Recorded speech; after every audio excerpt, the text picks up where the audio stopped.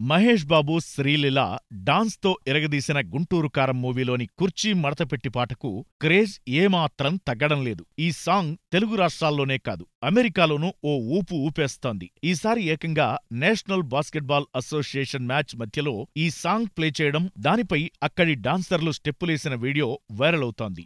సంక్రాంతికి రిలీజైన గుంటూరు కారం మూవీలోని కుర్చీ మడతపెట్టి సాంగ్ ఏ రేంజ్లో హిట్ అయిందో మనకు తెలుసు.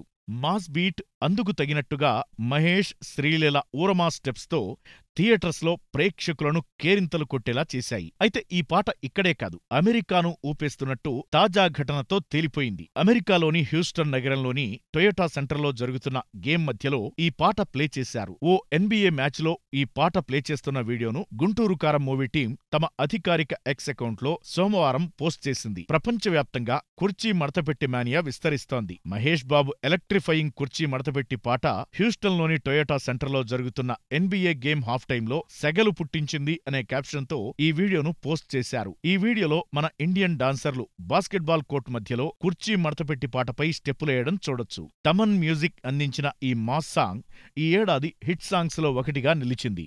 NBA మ్యాచ్ మధ్యలో ఈ పాట ప్లే చేయడం చూసి మహేష్ బాబు ఫ్యాన్స్ థ్రిల్ ఫీలవుతున్నారు. ఈ వీడియో చూసిన కొందరు ఫ్యాన్స్ ఇది సాంగ్ ఆఫ్ ది డికేడ్ అంటూ కామెంట్స్ చేస్తున్నారు. గ్లోబల్ రీచ్ ఉండే అలాంటి బాస్కెట్బాల్ మ్యాచ్లో గుంటూరు కారం సాంగ్ ప్లే అవుతుందని ఎవరూ ఊహించలేదు.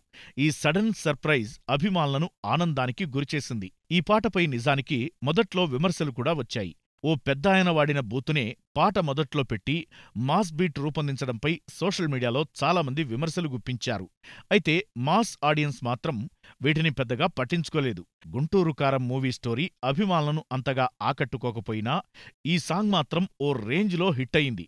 ముఖ్యంగా శ్రీలీల స్టెప్పులు బాగా ఆకట్టుకున్నాయి. ఆమె పక్కన మహేష్ కూడా గతంలో ఎప్పుడూ వేయని మాస్ స్టెప్పులు వేశాడు. ఇక బాక్సాఫీస్ దగ్గర ఈ సినిమా సుమారు 200 కోట్ల వరకు వసూలు చేసింది.